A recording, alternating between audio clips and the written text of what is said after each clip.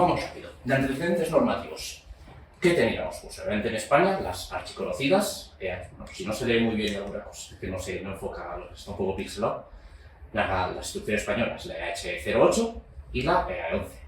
Bueno, se podría decir el Código Técnico de Edificación, que también es un antecedente normativo, pero han decidido no tratarlo como tal. Es decir, porque además, en el propio, es una de estas dudas que surgen, que aún hay gente que se pregunta si lo ha derogado o no a ese documento básico seguro estructural de acero. ¿Lo ha derogado? No. Igual que estuvo con la EAE, sigue estando con el código estructural. Con lo cual es lo mismo. Es decir, si funcionáis con el documento básico del código técnico, pues se va a funcionar igual.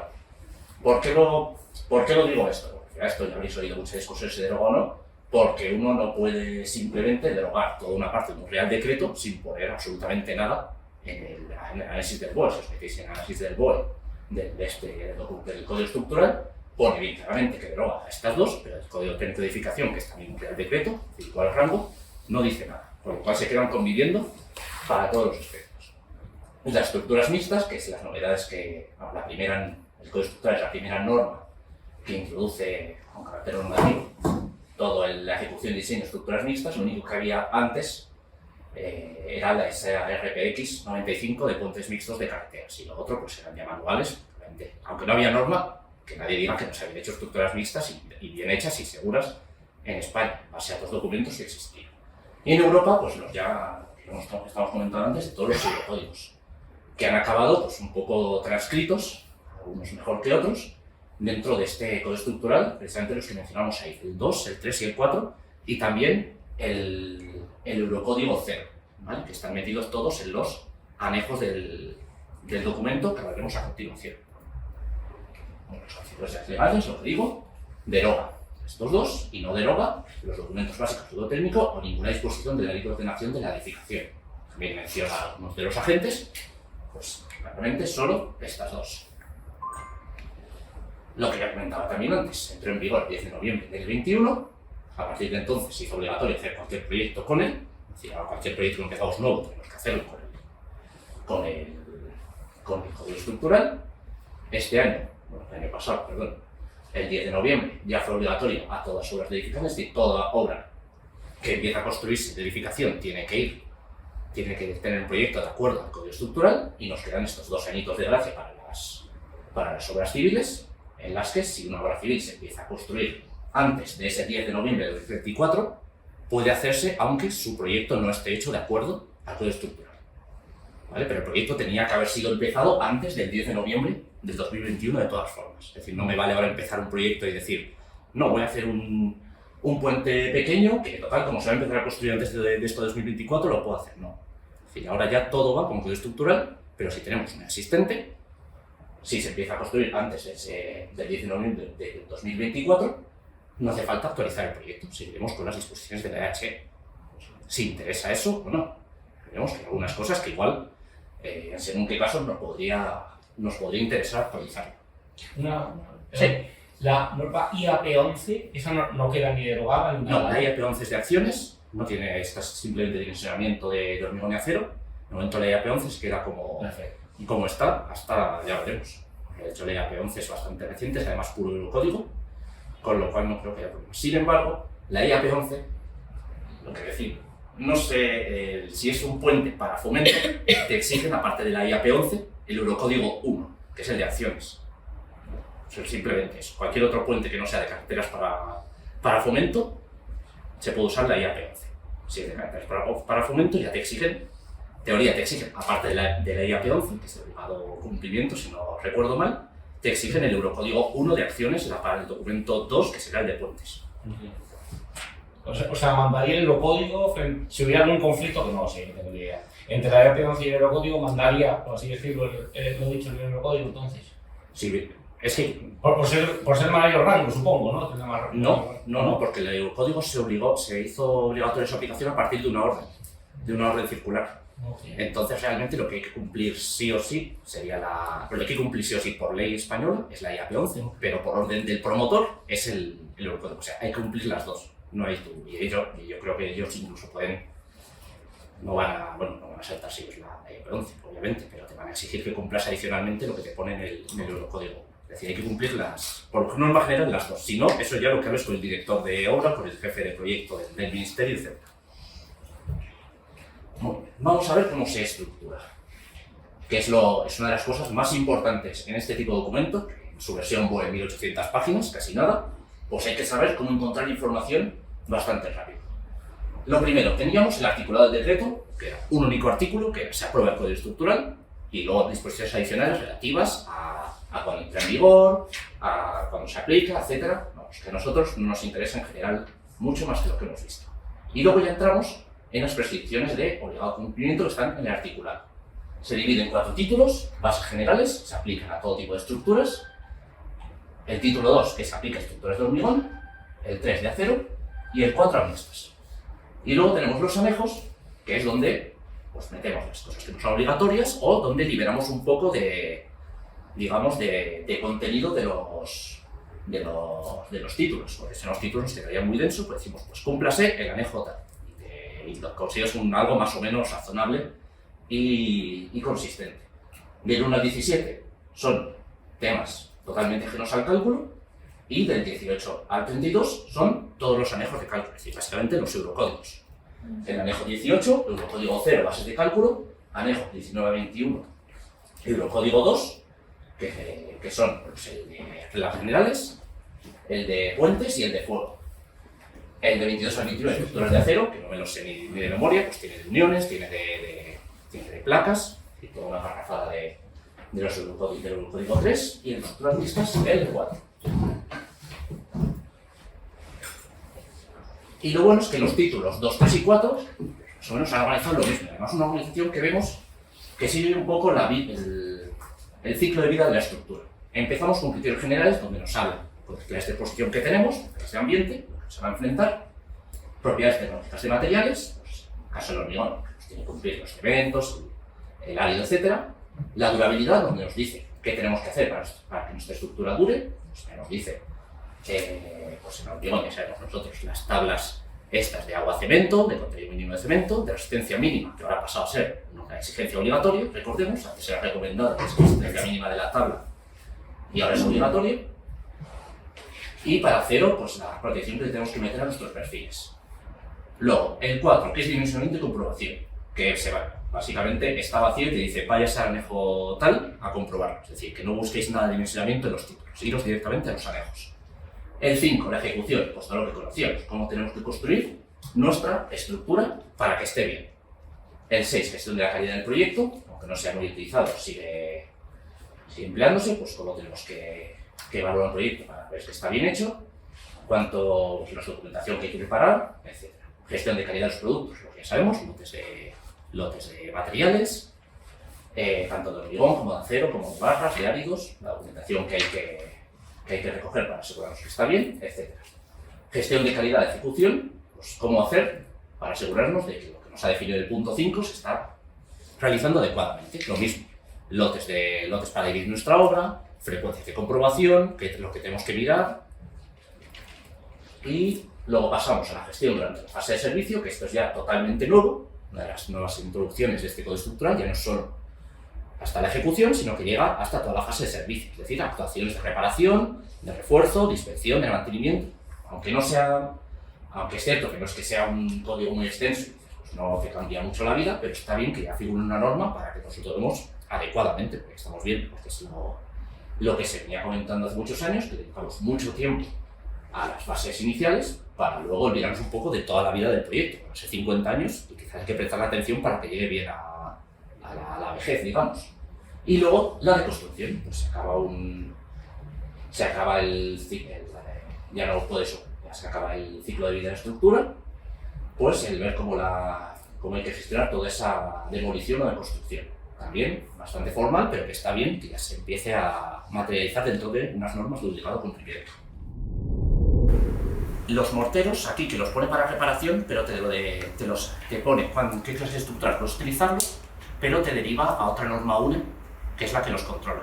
Es decir, los morteros no entrarían dentro del código, pero si quieres utilizar una estructura tienes que verificarlo en la parte de gestión de vida de servicio, que es donde te pone puedo utilizar estos morteros sobre el tipo de hormigón, y en la parte de materiales, que es donde te especifica ese tipo de mortero que al final lo que dice la parte de materiales cumpla con la norma UNE tal que rige este tipo de morteros. No me acuerdo exactamente cuál es ahora, seguramente salga algo, pero los morteros como tal no están dentro del código, porque no es hormigón, ¿vale?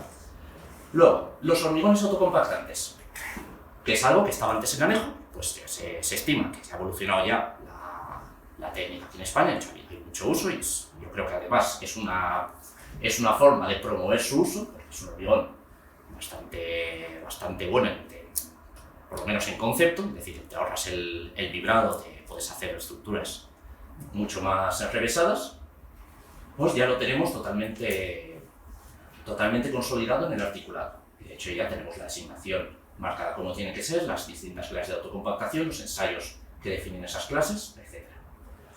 Y luego los hormigones con árido reciclado, que ya también estaban en la EHE en un anejo, pasan al articulado. Sin embargo, no ha cambiado nada de lo que ponía en la EHE y aún estamos lastrados por esa fracción máxima que nos permite meter de árido reciclado en hormigones. Es decir, que por mucho reciclado, si te lo limita, yo me acuerdo de un compañero que teníamos que era experto en esto, decía, pues es que por mucha sostenibilidad que se exija, pues siempre aún nos están capando cuánto podemos meter de fracción de árido reciclado en el hormigón. ¿Vale? Entonces, en ese caso, igual que el EHE, pero ya pasamos a articulado, lo mismo. En principio, para promover, para decir, mira, ya está todo bien, si cumples esto, no habrá ningún problema. Se quedan en anejos el hormigón con fibras, que ya estaba en la EHE, pero bueno, pues como parece ha habido algún cambio en la formulación, pues ahora lo van a mantener en anejo hasta que salga la siguiente norma. Como recomendación, ¿vale? No como obligado cumplimiento, sino ya como recomendación, entre los hormigones con áridos ligeros, también recomendaciones, y el hormigón proyectado, tanto las especificaciones para antes de bombearlo como las de después. Y se quedan fuera los hormigones de menos uso, los hormigones de ultra resistencia, mayor de 90 megapascales, la resistencia característica 28 días, los hormigones pesados, que sabemos que se utilizan pues, bueno, en hospitales, para temas de radiología y para algunas ocasiones puntuales, los hormigones sin finos, es decir, el hormigón drenante que conocemos, también se queda fuera, y los hormigones refractarios, pues, los que se utilizan sobre todo en grandes hornos, para aislar un poco, pues estos, como no hay suficiente conocimiento, pues aún de momento se quedan fuera. Luego, lo que preguntaba un poco de los morteros, pues aquí se nos rige en tema de protección, reparación y refuerzo del hormigón dentro de lo que es la gestión en la vida útil. Lo que nos dice básicamente es váyase usted a la norma UNE 1504 y haga lo que especifica la norma. Pues lo bueno es que aquí ya nos ha incluido pues, estas tablas, en las que bueno, no se ven muy bien, y ahora cuando os pasemos la presentación la podréis ver mejor, pero nos define por los tipos que tenemos de reparaciones y según lo que queramos conseguir, pues si quiero volver a tener la integridad de mi pieza o mejorar su resistencia química, cualquier cosa te dice, vale, pues tú según ese objetivo que quieres cumplir tienes estas opciones y tú ya seleccionas las opciones que buscas. ¿Vale? Pero al final esto es muy formal, pero te dice ya que es según esa norma, es decir, ya esto de coger y justificarlo como quieras, no tienes que irte a una norma estándar y seguirla a rajatabla. Y en aceros, que ha habido un par de novedades, pues bueno, me acuerdo cuando se creó la norma, decía, no, se meten los aceros inoxidables, bueno, es cierto, es una novedad, pero bueno, ¿cuánto se ha usado aceros inoxidables en una estructura metálica? O sea, el precio que va yo creo que tendría que ser una estructura bastante magnitud y en un ambiente muy corrosivo. Sobre todo se ha orientado bastante, yo creo, a introducir para temas de offshore, para que ya haya algo preparado para más adelante, pero inoxidable pues no es que sea la mayor novedad. A mí me pareció más interesante en introducir un acero S450, es decir, ya teníamos el 235, 275, 355, pues ahora entra un 450. Claro, pero lo mismo. Un acero de alta resistencia, ya vas a meter más tensiones, pero vas a tener que tener mucho más cuidado con abolladuras. Es decir, no puedes aquí, esto no es simplemente poner una viga más grande y olvidarte. Cuanto más ¿Es un acero dúctil? ¿Ese? De dúctil. Sí, o sea, es lo mismo. ¿Dúctil a qué te refieres? Bueno, a que Es que no, en a que acero no soy tiene una menos eso. rotura frágil, a que es un acero elástico. Sí, es igual que los que teníamos de los 235, Parecido 275, pero al 375. lo único que cambia es que lo limita a esa clase de soldabilidad el J0. ¿vale? Es Sí. decir, así como nosotros teníamos el J0, JR y varios, este únicamente te limita a eso. Sí, con un límite de elástico Sí, superior. pero lo demás es igual que la misma exigencia que nosotros, es decir, proporción de tensión de la rotura con límite elástico, pues es la misma que se exigía a los otros. Y lo mismo, si quieres consultar más, pues ya, como siempre, te dice la norma UNE y a mirar. Es decir, que aquí son los que han redactado el código, pues han sido muy pragmáticos. Muy bien, novedades en clase de exposición, que ahora les voy a dedicar un poco más, porque se adoptan las del Eurocódigo 2, a la vez no se adoptan exactamente, y a la vez se meten algunas nuevas que no están en el Eurocódigo 2. Por una parte, nos surgen nuevas clases de carbonatación. Antes teníamos 2 clases de carbonatación, recordemos, para cuando teníamos básicamente humedad, es decir, probabilidad de corrosión de las armaduras por combinación de CO2 y humedad, pues pasamos de tener 2 a tener 4. Luego, respecto a las clases de corrosión por cloruros no marinos, aquí ves, este igual ya lo cambiaría porque pasamos de tener una, que era la 4, a tener 3, la X de 1, X de 2 y X de 3, pero realmente son las 3 exactamente iguales, es decir, todas son la antigua 4. No ha cambiado absolutamente nada. El X de 3 al principio lo dejo separado porque en una de las versiones del código exigían un ensayo distinto a las otras 2. Por ser fundentes, le exigían un ensayo de penetración de agua a un grado distinto que las otras 2. Que no sé muy bien si lo van a corregir o no. De momento por eso lo dejo aquí, de decir si va a estar expuesto a fundentes, mejor poner claramente X de 3 para que luego no haya confusión. Luego, las clases de ataque por hielo deshielo, lo mismo, pasamos de tener las antiguas H y la F a tener la XF1 y la XF2. La XF1, XF2, XF3 y XF4. Pero lo mismo, la 1 y la 3 son la antigua H y la 2 y la 4 la antigua F, sin ninguna diferencia entre ellas. ¿Esto por qué lo digo? Pues para que no os deis mucho mal si en algún momento no sabéis si poner la 1 o la 3 o la 2 o la 4. Pues a efectos ni de diseño, ni de pedir el hormigón, ni de ejecución va a haber ninguna diferencia. Con lo cual, pues, no hay que darse mucho mal. Y las nuevas clases de erosión, la que teníamos antes, la E de erosión, cambian a ser la XM1, XM2 y XM3. 3 distintas clases de erosión, que es uno de los cambios que sí que me ha parecido interesante. Bueno, estas tablas, que además están no sé si están estas metidas en el blog están en el otro documento de CEMEX, que os podéis descargar y que igual alguna otra vez podemos tener aquí para que os llevéis, en la que vemos cómo nos cambia el X0, la antigua 1, pero que hay que explicar ahí cuando se trata, con vigor en masa o cuando no hay nada de probabilidad de carbonatación. La XT1, que es para elementos que están o totalmente secos o permanentemente sumergidos, es decir, que o estás solamente sometido a agua o solamente sometido a CO2, no hay interacción de ambos. La XT2, cuando tenemos algo de humedad, es decir, elementos enterrados o elementos que están en contacto con el agua prácticamente permanentemente, pero no siempre. Luego, la XT3, que es ya cuando tenemos elementos a la intemperie, que están que tienen humedad de ambiente, pero no están expuestos directamente a agua de lluvia. Y la XT4, que es para elementos que sí que están expuestos a agua de lluvia, ¿vale? Humedad alternando entre seco y húmedo. Claro, aquí ya ha habido este cambio respecto a la EH08, y por cierto, si alguno ha visto esa tabla del Eurocódigo 2 que había entre equivalencia de ambientes EH08 y Eurocódigo 2, que no le haga caso porque dejó de valer en cuanto publicó el código estructural. Abierto porque ha habido muchos que han discutido sobre esto, pero no, las definiciones que marcan son estas. La que se hizo en su día para el Eurocódigo 2 era una cosa intermedia que al final ha hecho más mal que bien. ¿Cuál es la diferencia sobre todo que nos marca a nosotros que aplicamos a obra civil con el tema de la antigua HE? Que la antigua HE, para cosas que estaban a la intemperie, te diferenciaba entre la pluviometría anual que había en la zona y no. Pero ahora todo lo que es la intemperie va a ser o XT3 o XT4. Y el hormigón que pides, el XT3 o XT4, es igual al 2B de antes. Eso quiere decir que antes, que alguna vez para una cosa del exterior podíamos poner 2A, pues ahora hay que echarle un saquete más de cemento por el incremento de precio que nos supondrá. ¿Vale? Es decir, pero ahora, para que seáis conscientes, cuando estéis haciendo algo al exterior, le estéis asignando a efectos del hormigón que pedís un antiguo 2B. Y eso es importante. Todo el intemperie ahora pasa a ser 2B. no es exactamente así, pero para que quede un poco más resumido y claro. Luego, las otras, las de cloruros no marinos, que yo, bueno, me he asignado una regla mnemotécnica para aprenderlas. La C es la de carbonatación, las D son de depósitos y piscinas, y las S, las de sal marina.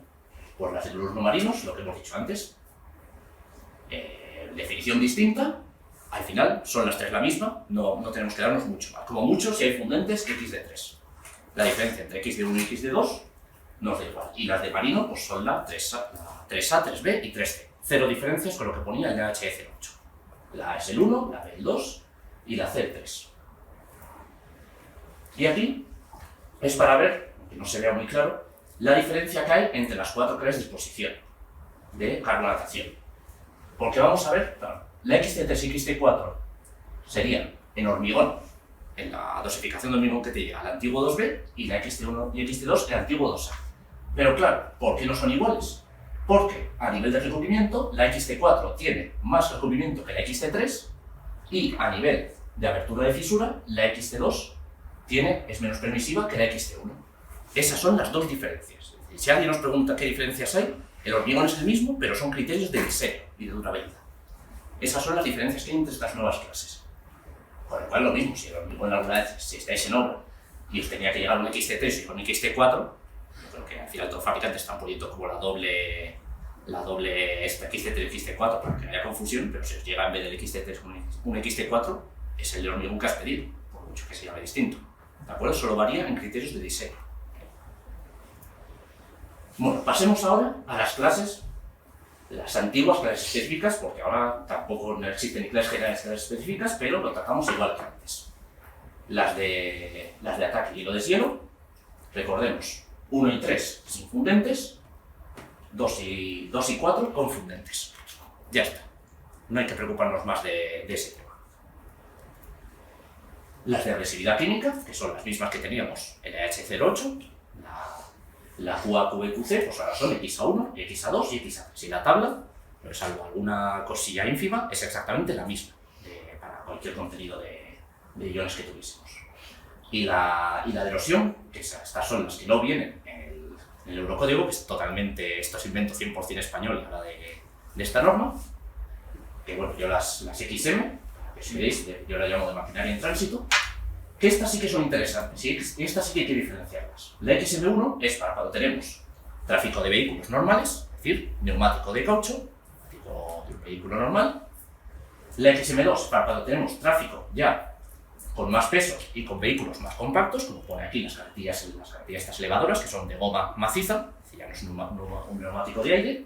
Y la XM3, que es ya pues cuando tenemos, cuando son orugas prácticamente metálicas o ya del vagón que sea mundo. Es decir, que la 3 se lo vamos a tener pues casi en instalaciones militares o en parques de maquinaria en los que tengamos esos camiones con orugas. Y esto sí que es importante porque lo comentaremos después y han hecho un cambio mucho más racional a cómo estaba contemplado en la ES08. Y la 4, la antigua F, sin ninguna diferencia entre ellas. ¿Esto por qué lo digo? Pues para que no os deis mucho mal si en algún momento no sabéis si poner la 1, la 3 o la 2 o la 4. Pues a efectos ni de diseño, ni de pedir el hormigón, ni de ejecución va a haber ninguna diferencia. Con lo cual, pues, no hay que darse mucho mal. Y las nuevas clases de erosión, la que teníamos antes, la E de erosión, cambian a ser la XM1, XM2 y XM3. 3 distintas clases de erosión, que es uno de los cambios que sí que me ha parecido interesante. Bueno, estas tablas, que además están no sé si están estas metidas en el blog están en el otro documento de CEMEX, que os podéis descargar y que igual alguna otra vez podemos tener aquí para que os llevéis, en la que vemos cómo nos cambia el XT, la antigua 1, pero que hay que explicar ahí cuando se trata, en hormigón en masa o cuando no hay nada de probabilidad de carbonatación. La XT1, que es para elementos que están o totalmente secos o permanentemente sumergidos, es decir, que o estás solamente sometido a agua o solamente sometido a CO2, no hay interacción de ambos. La XT2, cuando tenemos algo de humedad, es decir, elementos enterrados o elementos que están en contacto con el agua prácticamente permanentemente, pero no siempre. Luego, la XT3, que es ya cuando tenemos elementos a la intemperie, que están que tienen humedad de ambiente, pero no están expuestos directamente a agua de lluvia. Y la XT4, que es para elementos que sí que están expuestos a agua de lluvia, ¿vale? Humedad alternando entre seco y húmedo. Claro, aquí ya ha habido este cambio respecto a la EH08 y, por cierto, si alguno ha visto esa tabla del Eurocódigo 2 que había entre equivalencia de ambientes EH08 y Eurocódigo 2, que no le haga caso porque dejó de valer en cuanto publicó el código estructural. Abierto porque ha habido muchos que han discutido sobre esto, pero no, las definiciones que marcan son estas. La que se hizo en su día para el Eurocódigo 2 era una cosa intermedia que al final ha hecho más mal que bien. ¿Cuál es la diferencia, sobre todo, que nos marca a nosotros, que aplicamos a obra civil, con el tema de la antigua EHE? La antigua EHE, para cosas que estaban a la intemperie, te diferenciaba entre la pluviometría anual que había en la zona y no. Pero ahora todo lo que es la intemperie va a ser o XT3 o XT4. Y el hormigón que pides, el XT3 o XT4, es igual al 2B de antes. Eso quiere decir que antes, que alguna vez para una cosa del exterior podíamos poner 2A, pues ahora hay que echarle un saquete más de cemento con el incremento de precio que nos supondrá. ¿Vale? Es decir, pero ahora, para que seáis conscientes, cuando estéis haciendo algo al exterior, le estéis asignando a efectos del cemento, del hormigón que pedís, un antiguo 2B. Y eso es importante. Toda la intemperie ahora pasa a ser 2B. No es exactamente así, pero para que quede un poco más resumido y claro. Luego, las otras, las de cloruros no marinos, que yo, bueno, me he asignado una regla mnemotécnica para aprenderlas. La C es la de carbonatación, las D son de depósitos y piscinas, y las S, las de sal marina. Pues las de cloruros no marinos, lo que hemos dicho antes, definición distinta. Al final son las tres la misma, no tenemos que darnos mucho más. Como mucho, si hay fundentes, X de 3. La diferencia entre X de 1 y X de 2 nos da igual. Y las de marino pues son la 3A, 3B y 3C. Cero diferencias con lo que ponía el EH08. La A es el 1, la B el 2 y la C el 3. Y aquí es para ver, aunque no se vea muy claro, la diferencia que hay entre las cuatro clases de disposición de carbonatación. Porque vamos a ver, claro, la XT3 y XT4 serían en hormigón, en la dosificación de hormigón que te llega, el antiguo 2B, y la XT1 y XT2 el antiguo 2A. Pero claro, ¿por qué no son iguales? Porque a nivel de recubrimiento, la XT4 tiene más recubrimiento que la XT3, y a nivel de abertura de fisura, la XT2 es menos permisiva que la XT1. Esas son las dos diferencias. Si alguien nos pregunta qué diferencias hay, el hormigón es el mismo, pero son criterios de diseño y de durabilidad. Esas son las diferencias que hay entre estas nuevas clases. Con lo cual, lo mismo, si el hormigón alguna vez, si estáis en obra y os tenía que llegar un XT3 y un XT4, yo creo que al final todos los fabricantes están poniendo como la doble XT3 y XT4 para que no haya confusión, pero si os llega en vez del XT3 un XT4, es el hormigón que has pedido, por mucho que se llame distinto. ¿De acuerdo? Solo varía en criterios de diseño. Bueno, pasemos ahora a las clases, las antiguas clases específicas, porque ahora tampoco no existen ni clases generales ni clases específicas, pero lo tratamos igual que antes.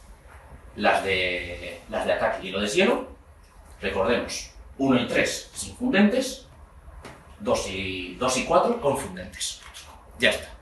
No hay que preocuparnos más de ese tema. Las de agresividad química, que son las mismas que teníamos en la EH08, la QA-QB-QC, pues ahora son XA1, XA2 y XA3. Y la tabla, pero salvo alguna cosilla ínfima, es exactamente la misma para cualquier contenido de iones que tuviésemos. Y la de erosión, que estas son las que no vienen en el Eurocódigo, que es totalmente, esto es invento 100% español ahora de esta norma, que bueno, yo las XM, que si veis, yo la llamo de maquinaria en tránsito, que estas sí que son interesantes, y estas sí que hay que diferenciarlas. La XM1 es para cuando tenemos tráfico de vehículos normales, es decir, neumático de caucho, tipo de un vehículo normal.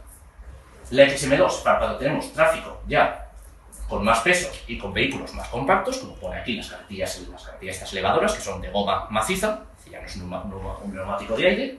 Y la XM3, que es ya pues, cuando tenemos, cuando son orugas, prácticamente metálicas o ya del vamos a sea mundo. Es decir, que la 3 solo vamos a tener pues, casi instalaciones militares o en parques de maquinaria los que tengamos esos camiones con orugas. Y esto sí que es importante porque lo comentaremos después y han hecho un cambio mucho más racional a cómo estaba contemplado en la ES08. ejemplos de cómo poner esta predisposición en forjados y en distintos elementos. Estas me las voy a, que no sé cómo voy de tiempo, María, las voy Son las 7:20. Vale, os la voy a pasar un poco rápido, si hace falta luego, pues, y bueno, algunos ejemplos que podemos tener. Pues hormigón para cimentación en contacto con terreno con sulfatos. Pues un XT2 más XA2, lo mismo que antes. Clase general que puede ser o de cloruros o de carbonatación, una X0, más clase específica que puede ser de agresividad química, de hielo-deshielo o de erosión. ¿Vale? Luego, pues hormigón para pavimento en zonas de alta montaña con probabilidad elevada. Le ponemos un X de 3. ¿Por qué le ponemos ese X de 3? Porque tiene fundentes. Al tener fundentes, tiene cloruros de origen no marino, y el de cloruros de origen marino, el único que cubre fundentes, es el X de 3. Porque ya había visto mucho el error de ponerle el XP4 y olvidarnos de que hay una clase general que es para cloruros. ¿En qué caso le podríamos poner ahí un XT4? ¿Alguien se le ocurre? No esperabais una pregunta. ¿Eh? No, se le podría poner un... un XT4 no. Otra... se me ha ido ahora a mí también. Si fuera hormigón en masa, ¿qué clase general tendría? Si fuera un HM30. Un pavimento continuo, pero en vez de armado, pues lo diseñamos sin armado. Pues si fuera un HM30, sería un X0. Porque el hormigón en masa siempre de clase general lleva un X0. Porque no lleva armaduras, con lo cual no hay nada que corroerse. ¿Vale? Estas son la clase de cosas que hay que prestar atención. Es decir, que nunca, igual que nunca, hay que poner un hormigón en masa con un XT4 o con un 2B, que es común, es decir, te da información, pero formalmente no es correcto. Es decir, que ya sé que yo he sido el primero que he cometido errores al designar hormigones, nos entendemos todos, pero hay que intentar ser un poco pulcros en este sentido. Porque al final, si tú le estás poniendo otra clase de ambiente, básicamente estás dando vía libre a que haya líos a la hora de enviarte el hormigón. Las clases de exposición del acero. ¿Qué cambios ha habido? Pues bueno, se actualizan según esa norma ISO 12944, que es básicamente la de pinturas de protección, y se modifica la C5.1 que había por la C5 normal y la C5M por CX, y se añade la clase IM4. Las Cs eran para exposición aérea y la IM era para exposición directa con tierra o con agua salada o dulce. Entonces, pero claro, ¿qué es lo que me encontré cuando me leí todo, o cuando haces una búsqueda de texto y buscas CX o IM4 en el resto del documento? Que no aparecen en ningún sitio, es decir, no tienen ninguna especificación. Con lo cual, ¿eso qué quiere decir? Que la única especificación para estas clases altas las encontramos en esa norma 12944. En el código no dice nada más. Con eso, una advertencia que además son clases sobre todo para offshore. Es decir, que si trabajáis en eso lo encontraréis, si no, bastante complicado. Son para corrosión por cloruros muy avanzada. ¿Veis? Aquí tenemos también la tabla para los tipos que teníamos. No voy a extender mucho. Ya me notaréis que no me gusta mucho las estructuras de acero. Que no tengo nada en contra de ellas, pero no he trabajado mucho más con hormigón. Luego, ahora, también, claro, obviamente nos ha metido mayores restricciones en según qué actividades de ejecución. Pues claro, ha metido mucha caña en tener un sistema de gestionar acopios para poder asegurar esa trazabilidad, que yo creo que es de las palabras que más repiten. Hay que saber todo lo que te llega a obra, dónde lo acabas poniendo, pues si hay un error, saber si ha sido un problema del fabricante durante el proceso, durante el almacenamiento. Luego se prohíbe el empleo de agua de lavado de cubas en el hormigón, que luego se puede reciclar y tratar y meterlo. Luego, otro de los cambios que ha habido, bueno, polémica, y en algunos sitios más que polémica. Antes, consistencia es una de estas cosas que tampoco se especifica mucho en los códigos cuándo hay que poner qué tipo de consistencia. Como el patito feo entre la asignación del hormigón, que pone siempre la blanda, o se ponía siempre la blanda de referencia, que sin pensar, pues ahí dice, pues no, eso de poner la blanda sin pensar, nada. Ahora hay que poner la fluida como consistencia de referencia, salvo que lo justifiques tú en contra, que utilizas otra. Es decir, no está prohibido poner otra, pero hay que justificarlo técnicamente. ¿Por qué se ha evolucionado esto? Pues por dos razones. Uno, porque es algo que se utiliza bastante en Europa y se consigue mejor calidad, no fluido, penetra más, se rellena todo mejor y en otros sitios se está consiguiendo mejor resultado. Pues aquí se tiende a lo mismo. Y también, pues para hacer la vida un poco más fácil a los trabajadores, pues al final una consistencia fluida se maneja mucho mejor, se puede colocar mucho mejor que una blanda, que es algo bastante ya más, son palabras mayores, el ponerla bien en obra. También es un poquito más caro. Sí. Eso no hay duda. Por eso digo que ha habido polémica por esto. De decir, al final hay que echarle un plastificante o algo para conseguir eso sin aumentar sin manteniendo la relación agua-cemento, pero se asume, ¿no? Básicamente lo que está diciendo es que se asume como que hay que tener sabia. Yo no me voy a tener en polémica mucho más en esto, pero sí que esa es la discusión que hay siempre, de decir, pero esto lo van a pagar ahora consecuentemente. Por eso ya cualquiera la administración que le corresponda.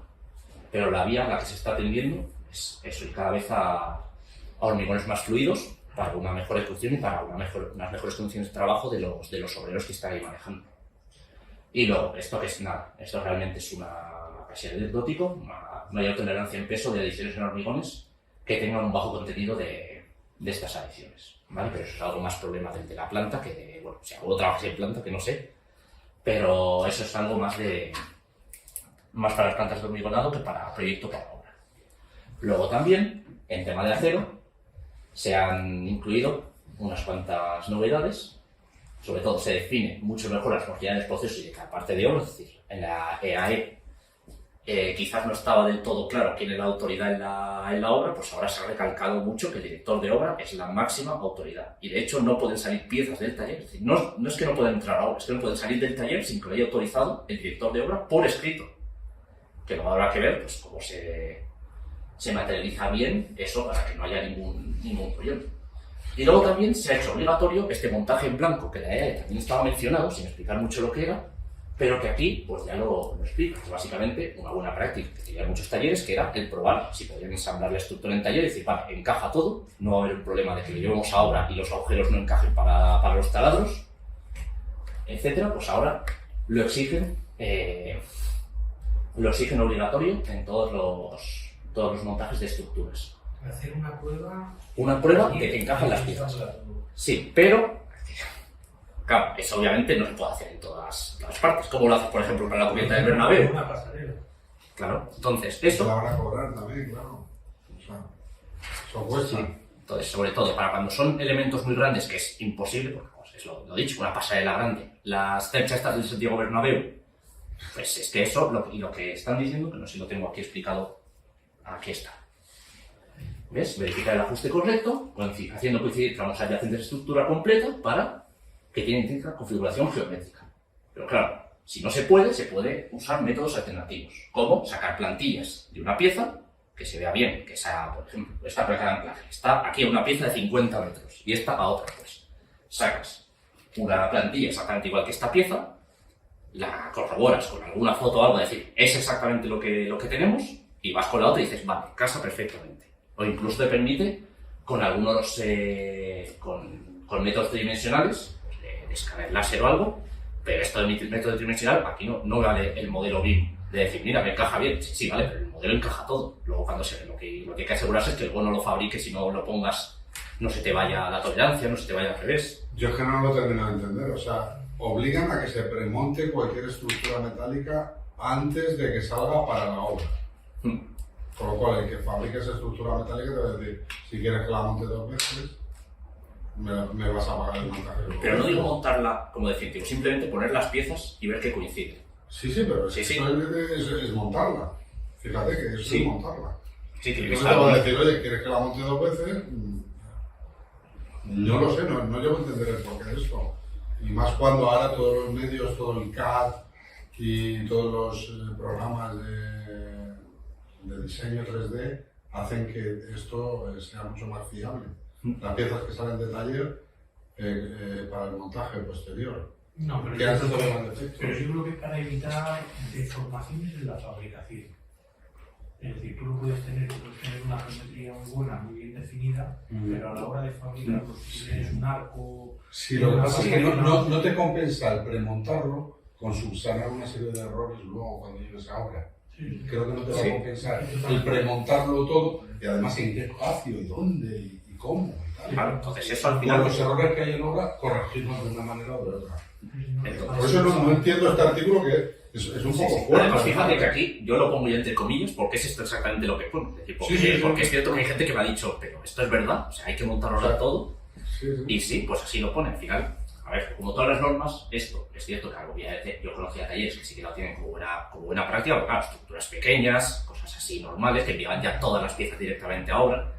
Pero es algo complicado. Pues, al final, esto es un poco pues, para prevenir cualquier eso, para que la pifia no te la encuentres gorda en obra.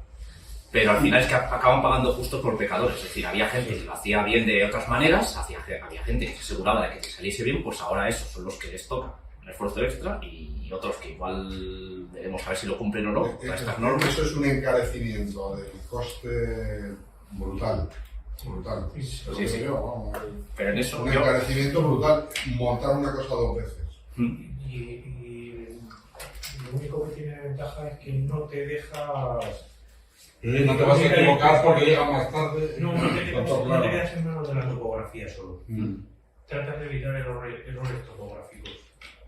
De cierta forma, es decir, primero de montaje de fabricación, a la hora de fabricarlo dentro de la fábrica, y luego de montaje que ahí te debes a la topografía, ¿sí? Y ahí suele haber errores. Ahí suele haber errores. Bueno, si nos importa, No, corto, y si queda tiempo luego para el debate continuamos. Que si no, se me va la... Bueno, respecto a novedades en control de calidad del proyecto, pues bueno, ha aumentado un poco, pero esto tampoco se realiza mucho, este control de calidad es lo que suelen hacer las OCTs, en su mayoría. Fuera de las OCTs, pues no lo he visto muchas veces aplicado tal cual. Y lo que sí me parece muy interesante, de buena lectura, es este anejo 3 que han formado de lista de comprobación para el control del proyecto, en el cual, aparte de un poco de pues lo clásico, de que tienen que ser consecuentes, el pliego con planos, con presupuesto, pero te da una lista, por ejemplo, de todo lo que, cómo tiene que venir bien indicado en el anejo de cálculo, pues todas las partes, ¿no? Es decir, pues incluye cómo definir el orden para poner las cargas has incluido, cómo las has incluido, las que no has incluido, que a veces es también importante ponerlas. Entonces no es de obligado cumplimiento el anejo 3, pero si lo queréis leer, a mí me parece, si os dedicáis al proyecto de estructura, me parece una lectura por lo menos interesante, porque es un poco lo que está diciendo la administración de así quiero que se hagan las cosas. Realmente no se van a atrever a hacerlo obligatorio. El control de calidad del proyecto no es obligatorio, salvo que lo exija la propiedad, perdón. Pero cuando construyes ciertos elementos te obligan a hacer un plan de control de calidad. Sí. ¿Del proyecto también? Sí. Yo es que yo solo lo había visto en OCT. Y decir un elemento de fabricación te lo pide. Pero de fabricación entraría, me parece, dentro del control de calidad de la ejecución. Sí. Es decir, aquí el proyecto estamos hablando como el documento de proyecto. Sí, no, es en fabricación. No, pues esto es el documento de proyecto, el cómo verificar que ese proyecto se ha hecho bien, para que luego salga eso. Vale. Es decir, lo que hace un OCT. Es decir, el que te mira el proyecto y dice, vale, está todo bien hecho, pásese a construir. El control documental de productos, que ha traído una novedad también, en la que pues, se adapta a este reglamento UE, y lo que dice es que ahora eso que definía la EHE y creo que la EA también de los documentos de idoneidad al uso, que nunca estaba bien definido qué era lo que era, pues ahora te dice, no, pues ahora solo te tienen que enviar la declaración de prestaciones, que es un documento reglamentado en Europa, que es un documento ya normalizado, en el que te explican las propiedades que tiene el producto que quieras vender. Y solo con esa declaración de prestaciones, tú te tienes que creer lo que te diga y ya te sirve como idoneidad. Te dice que ese producto te sirve para tu edificación. Claro, luego eso no quiere decir que no tengas que hacerle ensayos a según qué materiales que te lleguen y si encuentras un incumplimiento, de hecho hay un procedimiento dentro del reglamento de la UE para decir, oye, este tío me ha puesto en un documento legal que esto cumple tanto, no me ha cumplido, pues esto es que o es sancionable o ha tenido un error o lo que sea, ¿vale? Pero esto lo que hace es romper una lanza en favor de los fabricantes. Es Sí, simplificarles a ellos el cómo probarte que un producto es bueno, pero con un documento que tiene un peso legal importante dentro de Europa. Con lo cual eso yo creo que es un paso positivo porque es de las cosas que nos simplifica la vida a todos. Y luego, el anejo 4, que este sí que es obligatorio y es el que más recomiendo leer de todo el código, que nos indica toda esta documentación de suministro y control de los productos que recibimos en obra, que nos define, como pongo aquí, la declaración responsable para productos que no tengan este distintivo de calidad reconocido y donde no se puede aplicar la declaración de prestaciones. Claro, ¿por qué? Porque la declaración de prestaciones tiene que ir asociada a una norma UNE. Si el producto no va asociado a una norma UNE, no se puede exigir esa declaración. Con lo cual, claro, el hormigón preparado no tiene ninguna norma UNE que diga el hormigón H25 de... no existe. Con lo cual, para hormigón preparado y para ferralla te define los documentos que te tienen que presentar además. Digo, otro anejo que si trabajáis alguno en obra, imprescindible el leerlo, bastante ligero, bien redactado y todo bastante claro. Además, en ese lo hace mediante un reglamento para que no haya transposición. ¿En Para qué? que directamente sea obligatorio en el anterior, en el Sí. bases generales de control. Eso es. Mediante reglamento para que sea obligatorio sí o sí. Es claro, pero esto pasaba porque antes no te definía bien qué le tenías que pedir a un tío que no tiene un producto con norma 1. Dices, pues vale, le pides un DIT, le pides un DAO, pero siempre quedaba un poco esa incertidumbre de, ¿pero este documento vale para lo que me dice la norma? Pues ahora te dice, pues ahora pídele esto. Eso, pues ahora te dice, ahora es este documento, sí o sí. Si no lo tiene, pues no le compres el producto, o no puede probar que es adecuado, por mucho que te presente otras cosas. Y bueno, la declaración de prestaciones, que aquí no se ve mucho, pero esto es, digamos, para si algún momento queréis, ¿no? Esto para que veáis en la estructura que tiene, porque te pone pues, nombre de producto, nombre de fabricante, prestaciones a declarar, un punto, te dice prestaciones a declarar, y es lo que tienes que verificar que está de acuerdo con lo que tú necesitas. Y una cosa importante, que yo tampoco, hasta que no hablé con uno que se dedicaba a temas de productos, que puede tener un mismo producto dos declaraciones de prestaciones distintas, si cumple con más de una norma UNE. Porque, por ejemplo, hay morteros de reparación que pueden tener además la función de protección química. Pues hay una UNE para morteros, para la propiedad de que sean aptos para reparación y otro para que sean adecuados para protección química. En este caso, no os asustéis si para un producto os llevan varias declaraciones de prestaciones. ¿De acuerdo? Es algo también que a mí me chocó al principio, que no sabía que podía ser así.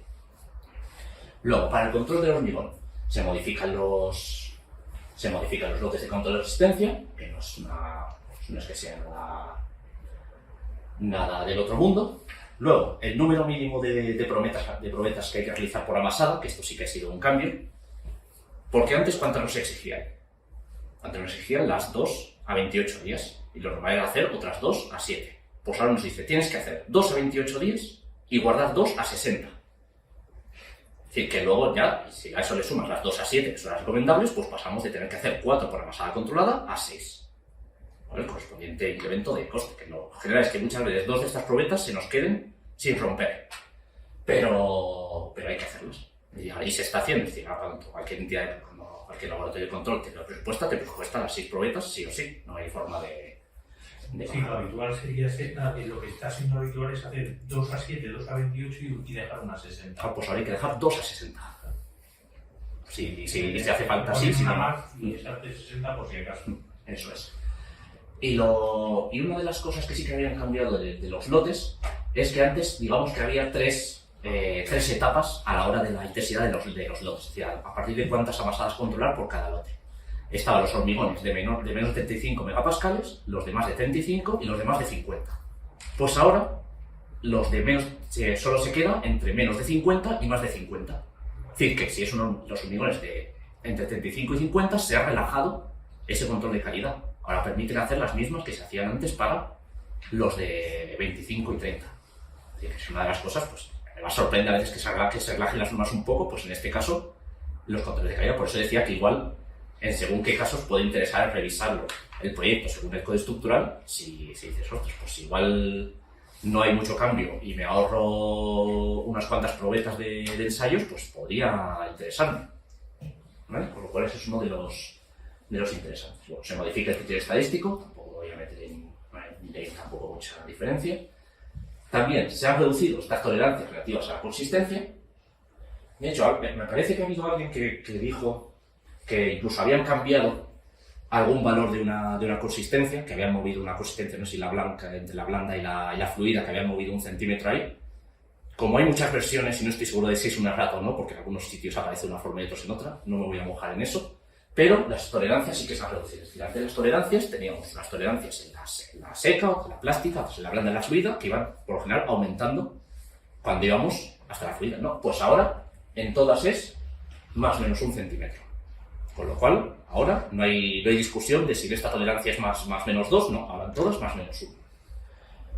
Y luego, pues, también estableciendo criterios para comprobar esta conformidad de durabilidad durante el suministro, que estos te exigen, según el tipo de, sobre todo para hormigones que van a estar sometidos a cloruros, hay que exigirles unos ensayos antes, y si la obra es muy larga, te piden que hagas otro ensayo de estos de penetración, es decir, no un ensayo usual de resistencia, un ensayo ya más de laboratorio puro y duro, de ver que sigue teniendo esa resistencia. Pero eso se te exige un ensayo cada 6 meses cuando tenemos fuerte presencia de cloruros. Bueno, este resumen que tampoco hay que hablar lo que hemos comentado, los tipos de probetas que nos deja, corrigiendo luego, la toma de muestras igual que la S08, las probetas a ensayar, ¿vale? Bueno, ensayar no, a hacer, que no hay que ensayar como pongo ahí, igual 60 días, las horas que tiene que estar en la obra, tanto en normal como en verano, las temperaturas de conservación y lo que tenemos que evitar la exposición. Pero vamos, esto no ha cambiado, no ha tenido ningún cambio sustancial. Respecto al control, no, lo que veíamos, el cambio de las tablas que teníamos en LHE a la que tenemos ahora, que esta es la que hicimos con Cemex, que nos dice, pues según el volumen que tenemos de hormigón, es decir, los lotes se limitan por volumen, por tiempo que tardamos en hormigonarlo, por tiempo natural, y también tenemos el número de ensayos según si tenemos ese distintivo oficialmente reconocido o no. Que por lo menos, no sé si aquí en Madrid hay plantas con este distintivo reconocido, por lo menos en Aragón no hay ni uno, por lo cual no tenemos ningún problema de pensárnoslo. Pero sí que es cierto que reduce mucho el control de calidad, porque al final supone que lo están haciendo ellos en planta mucho más eficiente. Pero reduce a un 30%, en vez de tener que hacer 3 tomas, solo haces una. De los cambios en los lotes, pues bueno, estas conclusiones pequeñas que saqué en su día, se va a intensificar el control que se ha vertido de forma continua en grandes sedimentos de sedimentación, como pueden ser estas losas grandes o zapatones, siempre que nos alcance los 100 metros cúbicos, que se va a reducir un 25% las amasadas a controlar entre los niveles de 35 y 50, lo que decíamos, y que para lotes de pilares y muros portantes nos permite ampliar ese límite de los lotes, porque a veces pasaba que los pilares dentro de una edificación pues eran tan poco volumen que decías, es que nunca es un lote. Pues le dice, pues bueno, pues si es tan pequeño, te dejo que amplíes de 500 a 1000 metros cuadrados tu lote de pilares, para que no sea estar controlando todas las amasadas que te llegan a la obra. Entonces, estos son los cambios generales que hemos tenido. Respecto al control de calidad de ejecución, se modifican lotes de control de ejecución, se limitan por número de elementos o de plantas, y hay una mayor especificación de unidades de inspección. Que además ahora, esto sacó el MIGMAS en su web, sacó una Excel, así como un programa de puntos de inspección, que se ve un poco más claro, porque es cierto que esto en el código es inleíble. Son varias tablas que realmente se tendrían una sola, muy difícil de identificar. El MIGMAS ya ha sacado una pequeña Excel para verlo así más extendido como es. Y sé que, por ejemplo, la Junta de Andalucía está trabajando en una Excel que te calcula exactamente todo esto de control que hay que hacer. Creo que la van a sacar dentro de poco. Cuando la saquen seguramente le demos difusión para que no os la perdáis ninguno, porque es una ayuda fundamental para todas estas cosas. Bueno, es la tabla como nos cambia. Esto es un poco la tabla global que te dice sobre el tipo de elemento, pues para las tareas de encofrado, de ferralla, pretensado, desencofrado, curado o la superficial, pues lo que tenemos que ir realizando. Disculpad que vaya un poco deprisa, que no quiero que me pille todo. ¿Qué hora llevamos, María? Son y 4. ¿Las? 7. Bueno, gestión en la fase de servicio, pues bueno, lo que nos dice es cómo tenemos que evaluar la estructura que esté ya construida. Y nos pone una metodología, así con un diagrama para ver qué decisiones tomamos, este diagrama, y luego los métodos que tenemos, los niveles que tenemos de comprobación, que básicamente nos dicen, lo comprobamos por un método sencillo y si nos falla, vamos a uno cada vez más elaborado. Pero claro, si vamos a uno más elaborado, pues llega un momento que dices, si no te cumple, pues eso quiere decir que igual lo tienes que apuntalar. Si no consigues explicar por qué está de pie, apuntálalo y se pasa. Y bueno, el primero es lo típico, como si fuera el 1 y el 2 son bastante básicos, aunque sé que no se lee, ¿vale? Pero el 1 y el 2 son bastante básicos, de hacer un modelo de tu estructura, comprobarlo, quizás modificando un poco los coeficientes. El 3, que es muchas veces al que saltan muchos directos, es haciendo ensayos en la estructura y teniendo datos de materiales reales y datos de cargas reales, es decir, sabes que eso se está usando, sé que está hecho con estos materiales, pues vamos a ajustarlo todo mucho mejor. Y el 4, yo me acuerdo que conocí a uno de los que sabía mucho de estas cosas y que se ha puesto como por poner un plan último, pero el 4 es algo tan enrevesado, es un análisis probabilístico, no lineal, con además probabilísticos, no solo en materiales, sino en cargas. Algo tan enrevesado que es que da mejor. Sí, que mejor. Lo que antes de llegar a hacer ese, apúntalos, pero que muy poca gente lo va a saber hacer bien en España, y aunque te salga, fíjate de lo que tengas. Es decir, eso se pone ahí como el plan Z, es decir, de si te falla todo, pues que hay algo ahí como, pues se lo das a una super máquina y a ver si te saca algo. Y si no, pues a ver lo que se hace. De reparación y refuerzo, pues nos define distintas actuaciones de reparación y de refuerzo. Una cosa curiosa de que por ejemplo, los aligeramientos los considera refuerzos. ¿Por qué? Porque la definición que da refuerzo es mejorar la capacidad portante de los elementos que hay.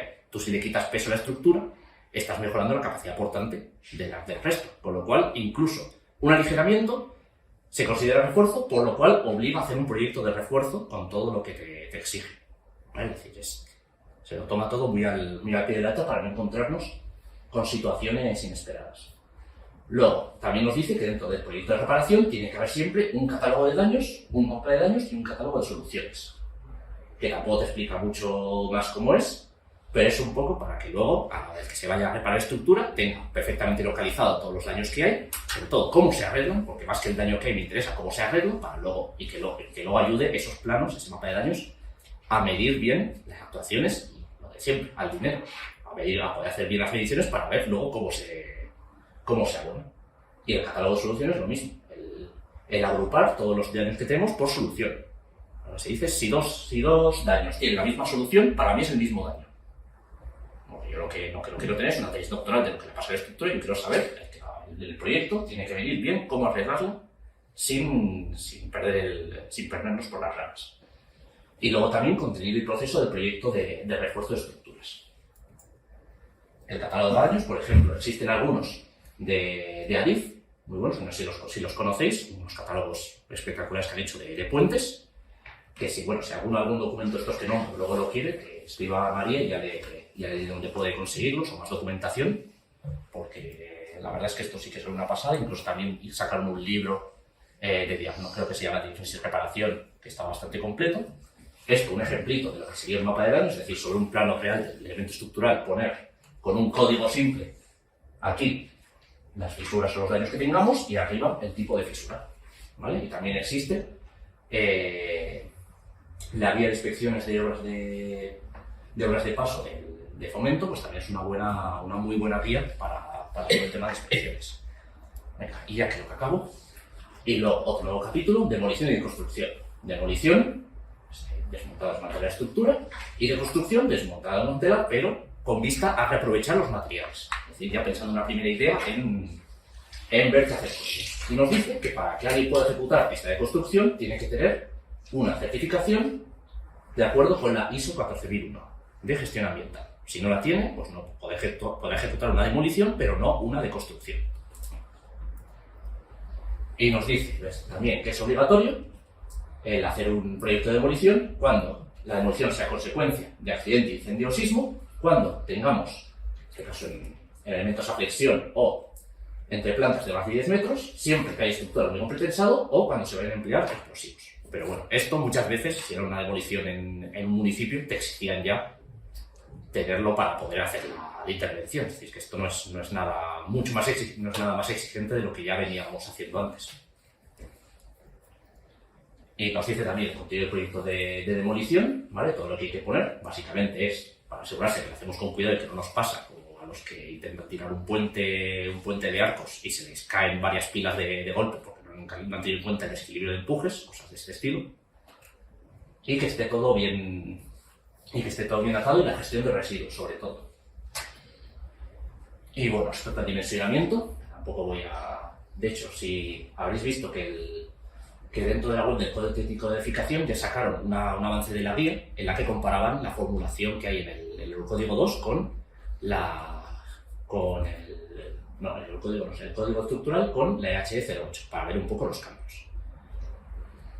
Que me podría quedar corto para explicar los cambios, pero bueno, desaparece cuantía, para resumirlo, en vinos nos desaparece la cuantía mínima geométrica, nos entra por otro lado, no se considera importante la contribución de la resistencia del hormigón, es decir, que ahora todo es solamente armadura, que aumenta la armadura mínima por cortante, en pilares esta limitación de dimensión de 25 centímetros desaparece, aunque bueno, ahora lo comentaré que con la norma sísmica reaparece otra vez, o sea que no nos libramos mucho. De fisuración cambia la formulación para evaluar la fisuración, pero luego tienes un método un poco más engorroso, pero incluye tablas para poder verlo mucho más fácil. Eso sí que son... En temas de dimensionamiento recomiendo siempre los vídeos de Toni Clarera, que es catedrático de Baleares, que ha hecho un montón, explica además todo muy rigurosamente. Y luego Ciencia del Fuego. ¿Has dicho el nombre? Toni Clarera, catedrático de hormigón de la Escuela de Caminos de Baleares. Tiene un canal de YouTube buenísimo y hace publicaciones, por lo cual lo recomiendo. Además lo tiene muy desmigado. Y luego con el fuego, pues claro, ahora hay un manejo entero al fuego que lo mismo. Si quieres calcular algo a fuego tela, pero como siempre tiene unas tablas mínimas, es decir, pues dimensiones mínimas, recubrimientos, etc. ¿Vale? Ya lamento no poder detenerme mucho más. Sonidos. Así no voy a poder hablar de la otra apenas. Vale, la sostenibilidad. Lo que nos encontramos aquí es un método totalmente nuevo para la sostenibilidad, pero lo importante, ¿nos lo exigen? No, siempre que quiera la propiedad. Como nos lo exijan, preparémonos porque es un engorro de papeleo absoluto. Es un anejo además de un montón de páginas. Hay que controlar un montón a todos los agentes. No me voy a meter mucho más. Vale, esto es, y si veis copiarlo menos alto. Y bueno, los recursos adicionales, pues de varios que hay por ahí. Lo que os decía antes la compañera de la revista Zimbra, el artículo que escribí hace esto, que puse un QR, es para un comparador de artículos que hicimos, que está tanto en versión PDF como en nuestra web, que todos los artículos del título 1 al 4, es decir, de dimensionamiento no, pero todo el resto, tú puedes meter, si buscas un artículo de la EHE para ver si ha cambiado, lo metes y te sale el de la EHE o de la EAE, el del código estructural, con estrellitas, si más o menos ha habido cambios pequeños o grandes, y un mini resumen de lo que haya podido cambiar. ¿Vale? Por si tenéis que actualizar pliegos, que es algo muy engorroso. Y esto, pues ahí tenéis una pequeña ayuda para poder hacerlo. Y con esto ya hemos acabado con el... ¿La web de descarga cuál es? ¿De cuál? ¿Del comparador? ¿Del comparativo este? No, del artículo del En el número 421 de Zimbra, que está dentro de la carpeta. En el artículo específico del código estructural. Y voy a dedicar una preguntita más sobre el tema de las acciones, por lo menos en la parte de metálicas. He intentado más o menos entenderlo y la conclusión que digo es que te remite a la EAE o al... ¿Qué parte de las acciones? Las acciones generales, o sea, cuando antes era todo esto de los coeficientes parciales, la naturaleza de las acciones permanentes, cuasi permanentes, todo eso lo que entiendo es que te remite a lo que ya había, porque luego te da un procedimiento que creo que es correcto. Claro, estás hablando del anejo 18, sí, que es el de base de cálculo. Es correcto, así es. Un anejo muy divertido de leer. Sí. Eso, a ver, eso es un anejo bastante formal, pero al final todo eso te remite al código técnico de edificación, a la especificación o a la IAP.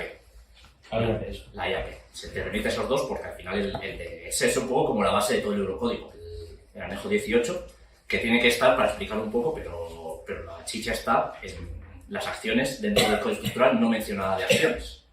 Es decir, te dice que hay que considerar todas las acciones, todas las comprobaciones, etcétera, pero lo demás te dice, mira, para lo demás vete a... Vale, o sea, a CTE o a bien, o sea, que lo he interpretado bien, ¿no? O sea, que no, porque sí que era un procedimiento un poco extraño, basado en no sé, como en esos métodos, no sé si probabilísticos o de la metodología, pero digo, claro, si te dedicas a hacer eso y no has empezado el proyecto siquiera, pues vas para listo. Entonces, si lo que hace es remitirte a lo ya existente, o bien, bueno, muy bien. Pues ahora voy a introducir un poco, pues mira, además me salto lo último que es un poco más aburrido de la norma y me centro en lo principal de este proyecto de norma de diseño resistente, que ya en teoría pasó el periodo de información pública, que empezó en julio del año pasado, desapareció en combate, se llamaba NCSR 22, ya sería la 23 porque no ha pasado por el Consejo de Ministros, veremos si mañana es el día que toca suerte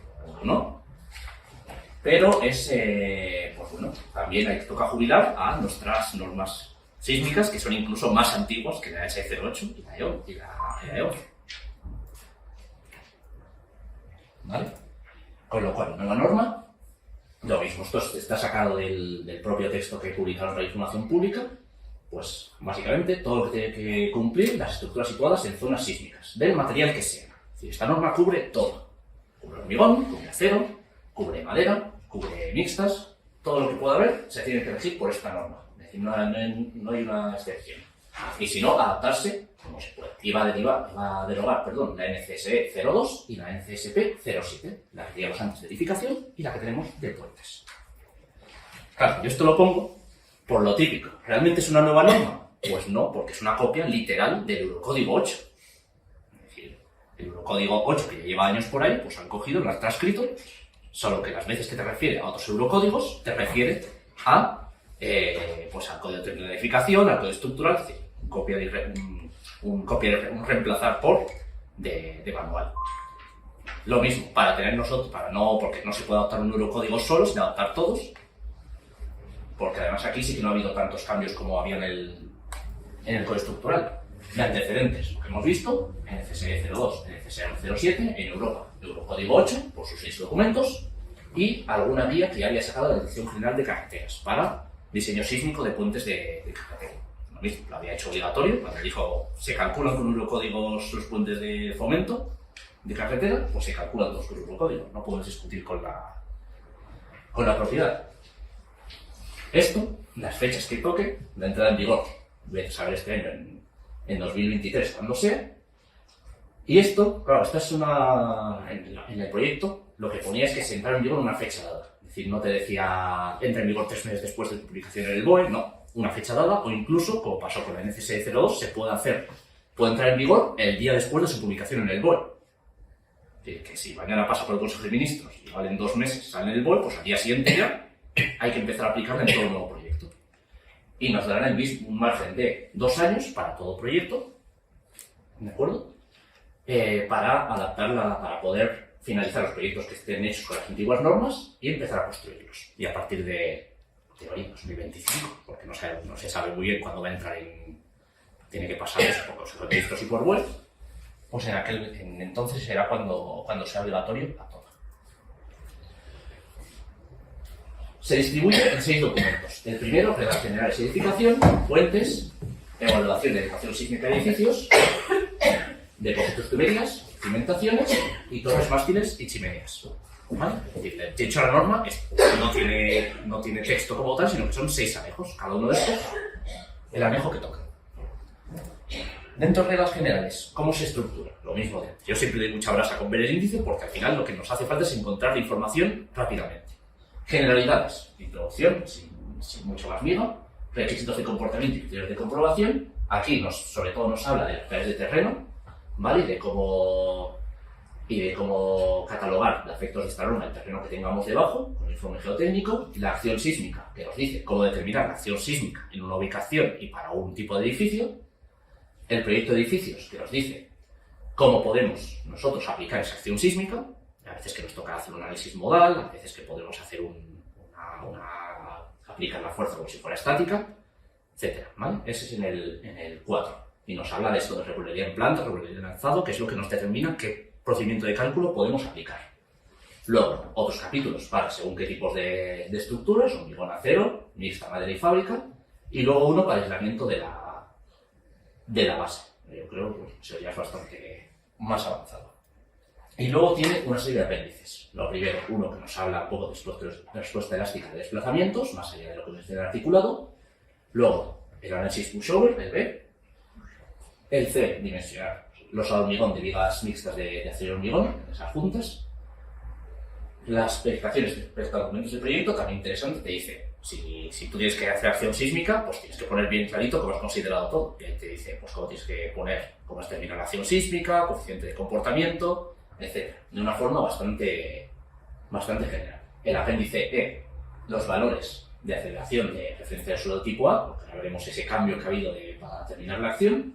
El mapa de peligro sísmica, periodo de retorno de 435 años, pixelado a tope, no se puede ver nada, y aparte tenemos prohibido su consulta para determinar la acción sísmica.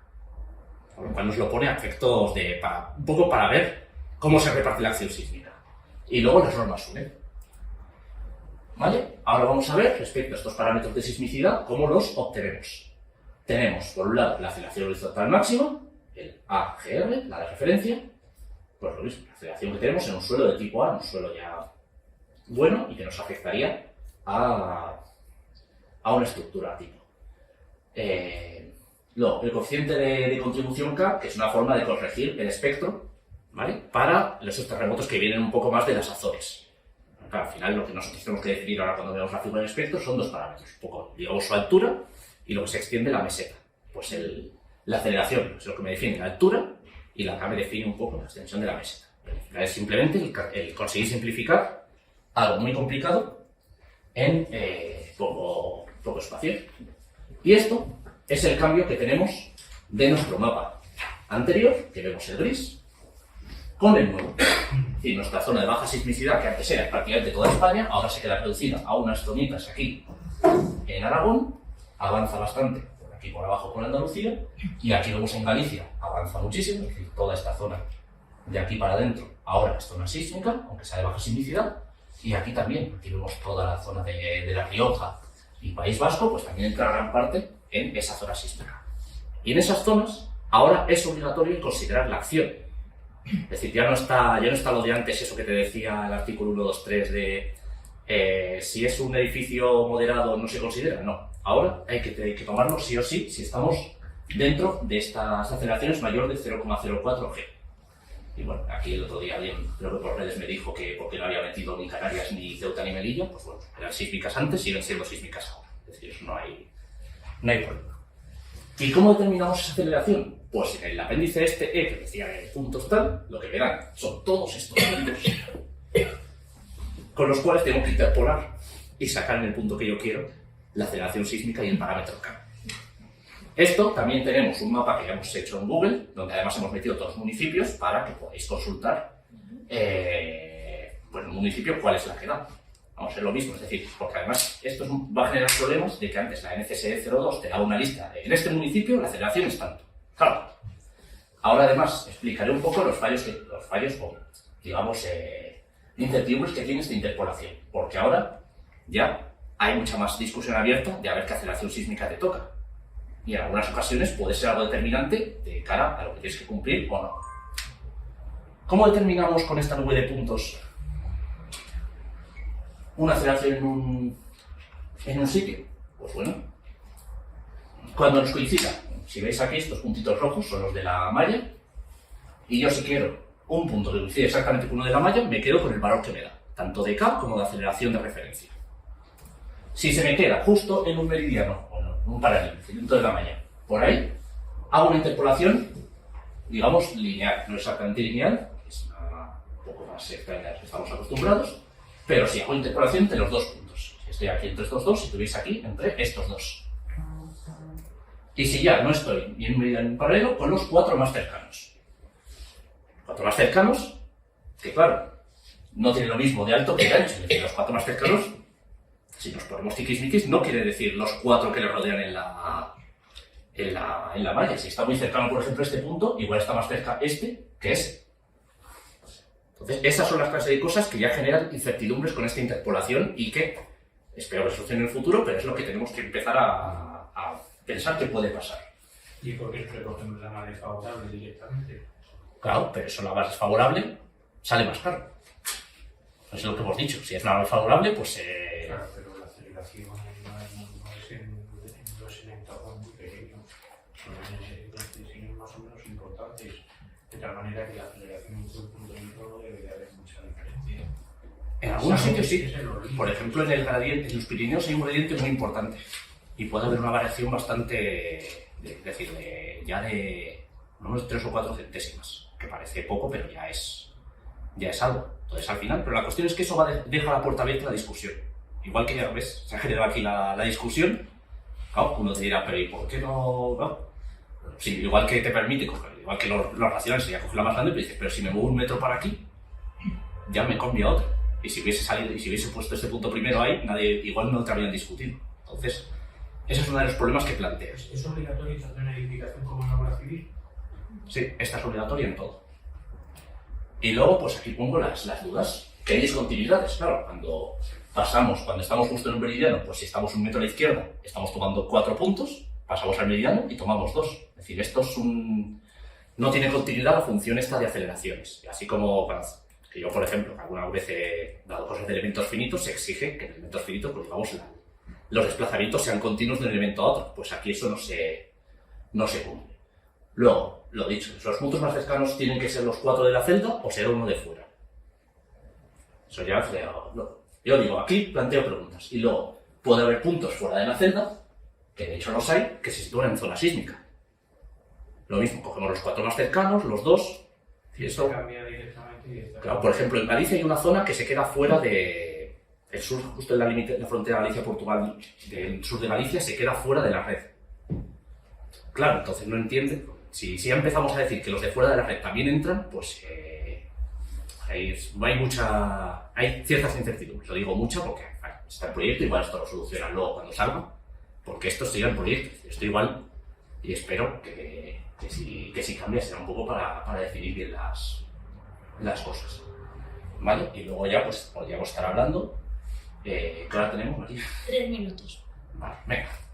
Los tipos de terreno, ¿vale? Son los mismos que teníamos antes, en vez de tener el 1, 2, 3 y 4, son ABCD, ¿vale? Nos da la tabla de descripción y luego estos dos que teníamos aquí nos dice que requieren estudio específico, es decir, no podemos aplicar la norma tal cual, sino que hay que tener mucho más cuidado. Es decir, hablamos de terrenos más fuertes, de terrenos más flojos, y cuando estamos en uno ya muy flojo, pues vamos a tener que estudiarlo con más detalle, fuera mucho más extenso que lo que nos exige este documento.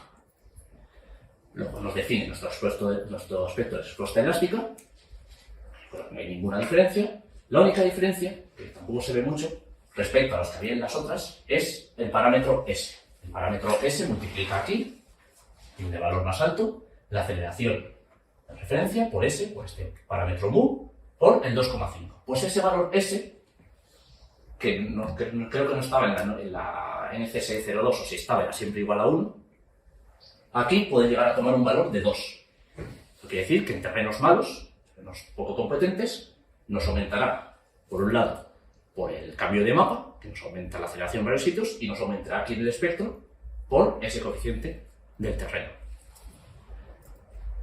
Y luego, también, la aceleración que teníamos que poner ahí nos dependerá de la clase de importancia del edificio que teníamos.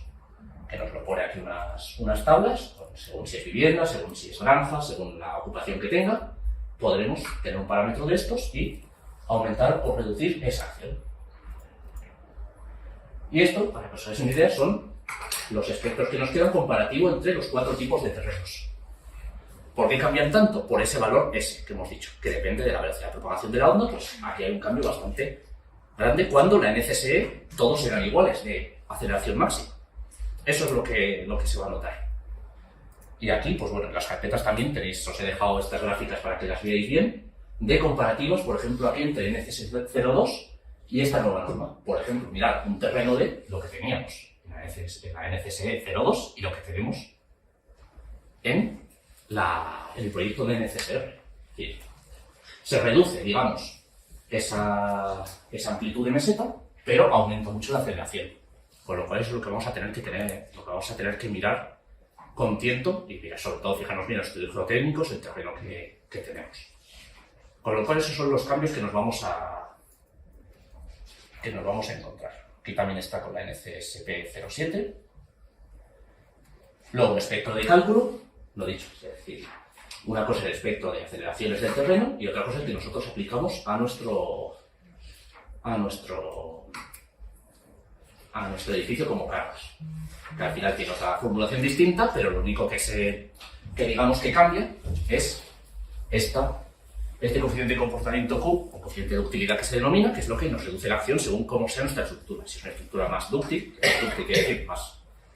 No me acuerdo esto, creo que era José Luis de Miguel, el arquitecto, que siempre decía dúctil es igual a rígido cuando hablamos de sismo, irónicamente por contrapartida, es decir, que pueda absorber muchas más deformaciones sin fallar.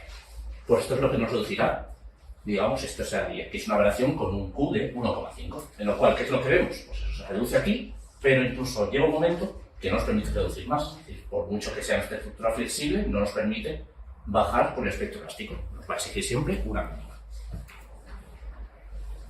Y esto, bueno, se nos ha ido vamos a ver si me veis aquí, ¿no? Entonces aquí vamos a ver, tenemos tres tipos de situaciones. Muy baja sismicidad, lo que hemos dicho, menos de 0,04 G de aceleración de referencia, es decir, la zona del mapa esta que nos quedaba fuera de 0,04, parte de Zaragoza, Madrid, parte de Castilla, en la cual pues, se puede no considerar la acción sísmica. Luego, en zona de baja sismicidad, en la que esta aceleración, la G, es decir, la que hemos multiplicado ya por ese coeficiente de importancia de la edificación, para más o para menos, y por el coeficiente S del terreno, sea menor que 0,1 G. Y en ese caso, hay que considerar la acción sísmica, pero nos valdría con cumplir el código estructural. Y luego ya si estamos en ese múltiplo de AG por S, tendremos que cumplir y decir que aunque tenga ductilidad media o ductilidad alta. ¿Vale? Con lo cual, quedémonos que hasta zonas de baja sismicidad podríamos cumplir con el código estructural únicamente aplicándole la acción. Si ya tenemos aceleración mayor, tendremos que cumplir con requisitos adicionales, que al final son dimensiones de elementos, extensividad de vigas, disposiciones de armaduras, etc. ¿Vale? Que eso ya no me da tiempo de explicarlo hoy mucho. Y aquí, bueno, pues según el tipo estructural que tengamos y el tipo de utilidad que exijamos, nuestro coeficiente SQ, que nos reduce el espectro desde el elástico del cálculo, será mayor. Vamos que al final, pues un sistema de depórticos pues puede ser del rango de 3 para utilidad media y de 4,5 para utilidad alta, cumpliendo los requisitos de cada una de estas, ¿vale? Que son la utilidad alta, tenemos requisitos mucho más estrictos que la media, y según los otros sistemas que tengamos, pues serán menores. Y nos va a estar todo el rato limitando, diciendo, según el sistema que cojas, no puedes tampoco medirte arriba y ponerle un sistema de vigas y forjados con utilidad de 3, ¿no? Eso te limitará a unos 1,5, a unos 2, te limitará para las acciones verticales y horizontales distintos valores, etc. La cero lo mismo, te exigirá distintas cosas para la utilidad, ¿vale? Utilidad baja, media y alta. Recordemos que utilidad baja es que cumple el código estructural, no hay más cosas por ahí. Y con esto, pues ya está. Disculpad un poco el acelerón aquí al final. Así que, ¿alguna pregunta? No sé si eso es bueno o malo. Entonces, en resumen, aún no hemos digerido el código estructural y se nos viene otra buena. Sobre todo yo creo que con lo que he explicado aquí de las zonas a las que va a afectar es lo importante, es que las zonas donde vamos a tener consideración sísmica, luego habrá muchas que podremos simplemente cumplir el código estructural, meter en la acción y no pasará nada. También el código estructural, recordemos que definía, igual que la EHE, que en zona sísmica hay que aumentar las longitudes de anclaje de las armaduras en 20 diámetros, con lo cual ya sabemos que en esas zonas pues habrá que contar un pelín más de acero para que no se pierda. Y bueno, y espero poder contaros más en otras ocasiones, porque obviamente pues no da hora y media, no da para mucho más de esto. De hecho, ya ves que apenas se rasca la superficie de las semos resistentes, queda muchísimo. Además, el Eurocódigo lo malo es que se referencia mucho entre sí, con lo cual espero que podamos seguir, tanto online o en directo, alguna vez que se pueda, con esta sesión, porque además son muy enriquecedoras, ya no de cara a los descuentes, sino al debate que se genera, a ver yo qué problemáticas hay, porque a veces hay gente que me plantea cosas que igual para mí no les veo dudas, entonces por eso seguimos desarrollando documentos, publicaciones para ayudarnos a todos los que nos dedicamos a esto, porque si no, vamos todos perdidísimos, como pollo sin cabeza, y las discusiones luego en las reuniones de proyecto de obras son monumentales. Muchas gracias a todos por haber venido hoy y espero valorar pronto.